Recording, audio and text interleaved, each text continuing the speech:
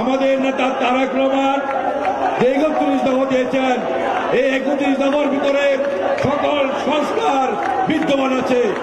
তাই ক্ষমতার লোভ সামলিয়ে অনতি বিলম্বে যেটুকু সংস্কার করা দরকার সেটুকু করে অনতি বিলম্বে নির্বাচনের তারিখ ঘোষণা করুন।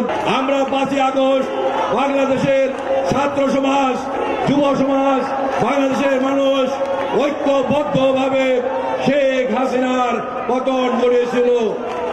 শেখ হাসিনা সহ শেখ হাসিনার মন্ত্রী এমপিরা পার্শ্ববর্তী রাষ্ট্রে পালিয়ে গিয়েছে। আমরা বলতে চাই, অনতি বিলম্বে বিডিআর হত্যা মামলায় ৭৭ জন সেনা কর্মকর্তার হত্যার মামলা দিয়ে শেখ হাসিনা সহ শেখ হাসিনার আওয়ামী লীগের নেতৃবৃন্দকে বিরুদ্ধে মামলা দিয়ে তাদেরকে অবিলম্বে আইনের আওতায় এনে তাদের শাস্তি দিতে হবে।